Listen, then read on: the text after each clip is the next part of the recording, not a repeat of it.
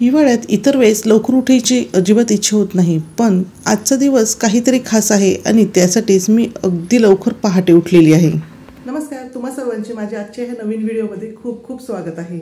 आणि सकाळी आम्ही 4 वाजताच उठून सगळी तयारी केलेली आहे आणि आज आम्ही पुन्हा कुठेतरी बाहेर निघालो आहोत.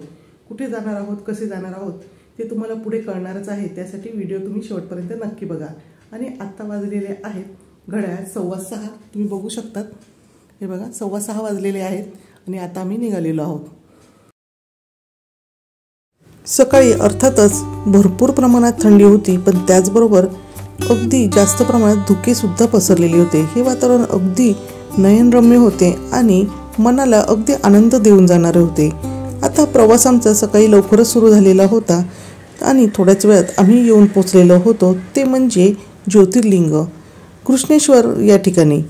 हे कृष्णेश्वर मंदिर औरंगाबाद जवळ आहे.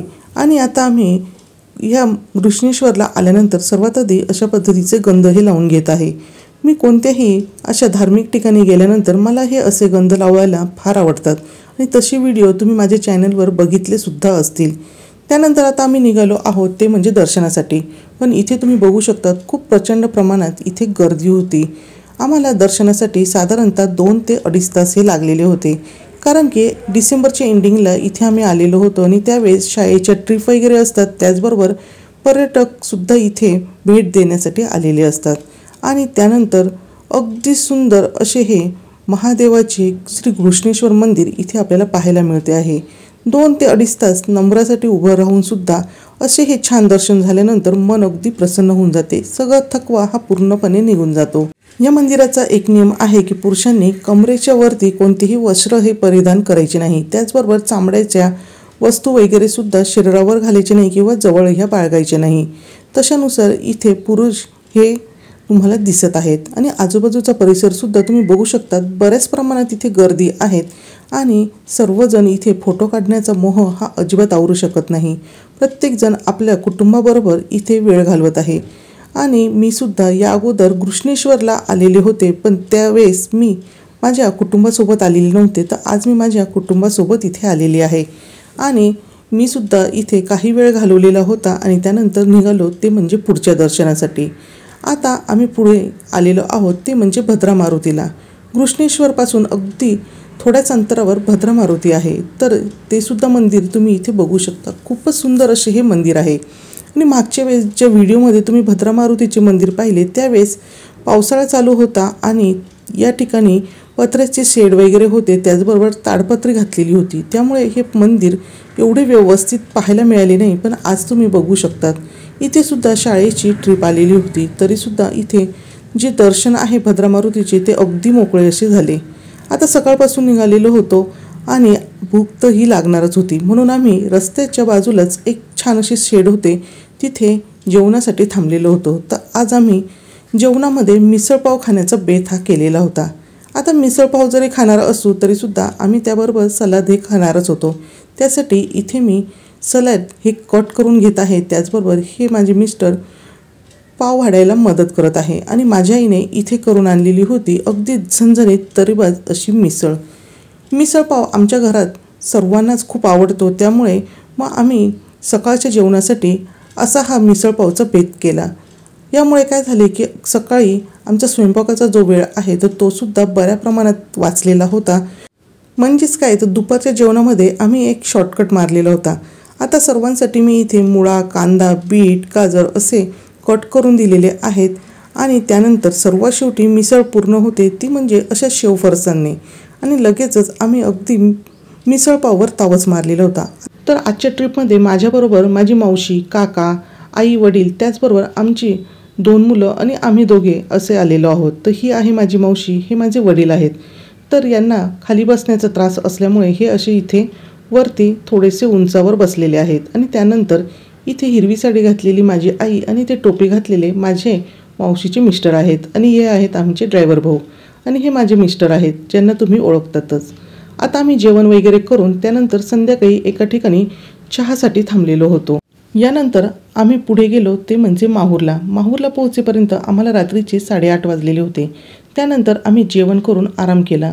सकाळपासून आम्ही प्रवासात होतो त्यामुळे थकलेलो होतो, म्हणून रात्री मी विशेष काही शूट हे केलेच नाही. पण इथे तुम्हाला दाखवत आहे की ह्या रिसॉर्टमध्ये आम्ही रात्रभर मुक्काम केला आणि इथले रूमच्या बाहेरचे जे वातावरण आहे तर ते तुम्ही बघू शकता. खूपच छान अशी झाडी वगैरे लावलेली होती आणि अगदी छान इथले वातावरण होते. आता रूममधला जो व्हिडिओ आहे तो मी शूट केला नाही, कारण की माझ्याबरोबर सर्वजण जे होते तर ते सकाळची तयारीही करत होते. त्यामुळे मी तयारी करून बाहेर आलेली आहे आणि तुमच्याबरोबर थोडी बोलणार आहे. नमस्कार. आता मी आलेली आहे माहूरमध्ये आणि आता मी इथे रूम घेतलेले आहे.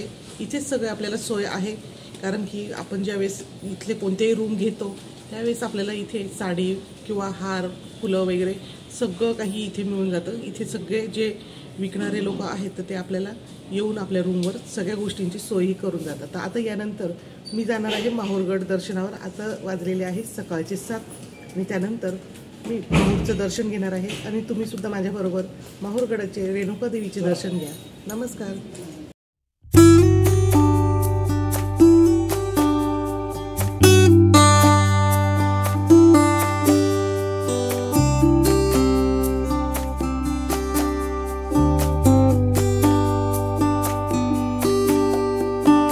सकाळच्या अशा ह्या थंडगार वातावरणामध्ये कडक आणि फक्कड चहा तर झालाच पाहिजे. आम्ही सर्वांनी अशा ह्या गरमागरम चहाचा आस्वाद घेतला आणि त्यानंतर निघालो ते म्हणजे माहूरगडावर दर्शनासाठी. आता इथे तुम्ही रस्ते बघू शकतात. अतिशय सुंदर असे रस्ते इथे तयार करण्यात आलेले आहेत.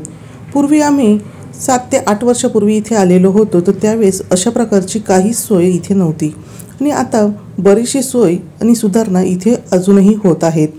आता आम्ही इथे येऊन पोचलेलो आहोत ते म्हणजे माहूरगडच्या रेणुका देवीच्या मंदिराच्या पायथ्याजवळ. आम्ही माहूरला मुक्काम केलेला होता, त्यामुळे पूजेचे सर्व साहित्य आम्हाला रूमवरच येऊन विक्रेते हे देऊन गेलेले होते. पण जर तुम्ही डायरेक्टच माहूरगडावर जर आले तर अशा वेळेस तुम्हाला इथे वेगवेगळे पूजेचे साहित्याची दुकानंही पाहायला मिळणार आहे. तिथून सुद्धा तुम्ही खरेदी ही करू शकतात. आता गडावर चढायला सुरुवात करण्या अगोदर पहिल्या पायरीला आम्ही वंदन केलेले आहे आणि त्यानंतर सुरुवात केली आहे ती म्हणजे पायऱ्या चढायला. पायऱ्या चढायला अजिबात जास्त अशा अवघड नाही, कारण की माझ्याबरोबर सुद्धा वयस्कर असे माझे नातेवाईक होतेच. ते सुद्धा ह्या पायऱ्या अगदी पटापट चढू शकलेले आहेत, कारण की जसे मी तुम्हाला अगोदर सांगितले तर बरीच सुधारणा इथे करण्यात आलेली आहे. आता देवीचा महत्त्वाचा प्रसाद असतो ते म्हणजे तांबूल. मग त्यासाठी इथे 51, 101, 151 अशी विड्याची पानं ही कुटून दिली जातात. त्यामध्ये विशिष्ट प्रकारचा मसाला हा घातला जातो. तुम्ही तुमच्या इच्छेनुसार इथे जी तुम्हाला पानं घ्यायची असेल ती घ्यायची आहे आणि इथे कुटण्यासाठी द्यायची आहे. ते आपल्याला कुटून लगेचच देतात आणि तो जो तांबूलाचा प्रसाद आहे तर तो आपल्याला आतमध्ये देवीच्या इथे दर्शनाच्या वेळेस घेऊन जायचा असतो. आता आम्ही सकाळी खूपच लवकर इथे आलेलो असल्यामुळे इथे विशेष अशी जास्त गर्दी नव्हती, पण इथे आम्हाला भरपूर अशी माकडंही पाहायला मिळाली. इथे माकडांची खूप छान असं मस्ती चाललेली होती आणि ही जी माकडं आहे तर स्वच्छंदपणे इथे वावरत होती. पण ह्या माकडांचा अजिबात कोणाला काहीही त्रास नाही. पण आता तुम्हाला एक सांगायचे म्हणजे की तुम्हाला इथे गेल्यावर एक महत्त्वाची काळजी घ्यायची आहे, ते म्हणजे केसाला गजरा, वेणी वगैरे लावायचं नाही आणि जर लावला तर डोक्यावर पदर घ्यायचा आहे, कारण की ही जी माकडं आहेत तर अशा वेळेस आपले डोक्याला लावलेली जी फुलं आहेत तर ती घेण्यासाठी धावतात. त्यासाठी आपल्याला ही काळजी नक्कीच घ्यायची आहे. आता इथे मंदिरात जाण्या अगोदर मंदिराच्या इथे तुम्हाला दिसणार आहे ते म्हणजे कालभैरवाचे मंदिर. या कालभैरवाचे सर्वात अगोदर दर्शन घ्यायचे आहे आणि त्यानंतर आत जायचे आहे. आत गेल्यानंतर देवीच्या गाभाऱ्याच्या इथे खूप सुंदर असे तोरण लावलेले आपल्याला पाहायला मिळते. तिथूनच आपल्याला देवीचे दर्शन हे घ्यायचे आहे. आता दर्शन अगदी व्यवस्थित झालेले आहे आणि आम्ही आलो आहोत बाहेर. तर इथे तुम्ही बघू शकतात की वेगवेगळ्या प्रकारच्या इथे साड्या विक्रीसाठी होत्या. तर ह्या ज्या साड्या आहेत तर ज्या साड्या आपण देवीला नेसवतो तर देवीला साड्या या नेसवल्यानंतर इथे विक्रीसाठी बाहेर आणल्या जातात आणि मग त्या साड्यांच्या क्वालिटीनुसार याची किंमत ठरवली जाते. तर वेगवेगळ्या किमतीच्या साड्या इथे पाहायला मिळत आहेत. प्रसाद म्हणून बरेच भाविक इथून साड्यासुद्धा विकत हे घेऊन जात होते. मंदिराच्या आवारातच इथे शंकराज महादेवांचे सुद्धा मंदिर आहे. त्याचबरोबर तुळजाभवानीचे मंदिर आहे, गणपतीचे सुद्धा मंदिर आहे. आता इथल्या सगळ्या देवतांचे आम्ही दर्शन घेतले. त्याचबरोबर इथे तुम्ही बघू शकता ठिकठिकाणी अशा ह्या स्क्रीन लावण्यात आलेल्या होत्या आणि तिथून सुद्धा तुम्ही रेणुका देवीचे दर्शन हे करू शकतात. आता आजूबाजूचा परिसर हा उंचावरून पाहायला अगदी छान वाटत होते आणि त्याचबरोबर सूर्यनारायणाचे सुद्धा आम्हाला सकाळी सकाळी छान असे दर्शन झालेले होते। सकाळी लवकर आल्यामुळे इथे जास्त गर्दीसुद्धा नव्हती आणि दर्शनसुद्धा अगदी निवांत झाले। आता ही जी पाण्याची टाकी दिसते आहे तिथूनच खाली जर गेले तर श्री परशुराम मंदिर आहे। जर तुम्ही माहूरला आले आणि रेणुका देवीचे दर्शन घेतले तर तुम्हाला श्री परशुराम मंदिरात सुद्धा दर्शन घेणे आवश्यक असते, तरच आपले रेणुका देवीचे दर्शन पूर्ण झाले असे हे समजले जाते। आता आम्ही निघालेलो आहोत श्री परशुराम मंदिराकडे आणि सकाळच्या वातावरणात जर असं आपण दर्शनासाठी वगैरे निघालो तर आपल्याला जास्त दमल्यासारखे थकल्यासारखे अजिबात होत नाही। त्यामुळे जर तुम्हाला अशा उंच ठिकाणी जर कधी दर्शनासाठी जायचे असेल तर नक्कीच तुम्ही अगदी सकाळी लवकर निघा, म्हणजे तुम्हालाही असे थकल्यासारखे अजिबात जाणवणार नाही।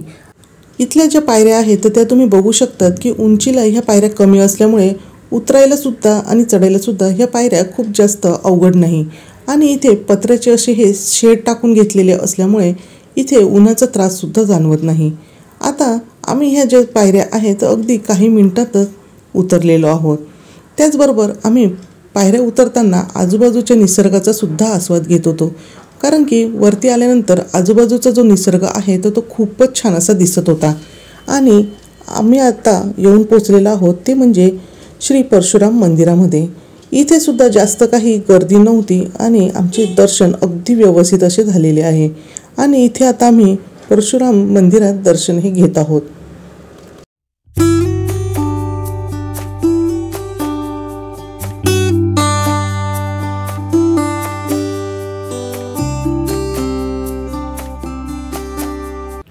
मंदिराच्या आजूबाजूचा जो परिसर आहे तर तो खूप छान असा स्वच्छ, त्याचबरोबर अगदी शांत आणि हवेशीर होता असा हा परिसर आहे। तिथे सुद्धा सगळ्या बाजूने छान असे शेड हे लावण्यात आलेले आहे, म्हणजे जर कोणाला वाटले की तिथे आराम करावा किंवा काही वेळ थांबावे तर अशा वेळेस थांबू शकतात। आणि इथल्या ज्या पायऱ्या आहेत तर या पायऱ्यांनी आपण मंदिरापासून ह्या श्री परशुराम मंदिरापर्यंत आलेलो होतो।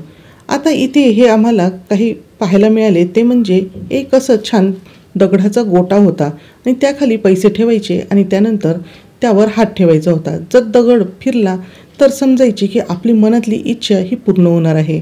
तर मग काय, लहान मुलांना तर अशा या गोष्टींची जास्तच उत्सुकता असते। त्यामुळे माझी मुलगी आणि मुलगा तिथे जाऊन बसलेले आहे आणि ते सुद्धा प्रयत्न करत आहे की दगड फिरतो आहे की नाही। काही जणांचा दगड हा फिरलेला होता आणि काहींचा फिरला नाही आणि दगडाखाली जे पैसे ठेवलेले होते तर ते तिथे शेजारी दानपेटीतच टाकायचे होते। त्यानंतर बाकीच्यांनी सुद्धा असा हा प्रयत्न केलेला होता।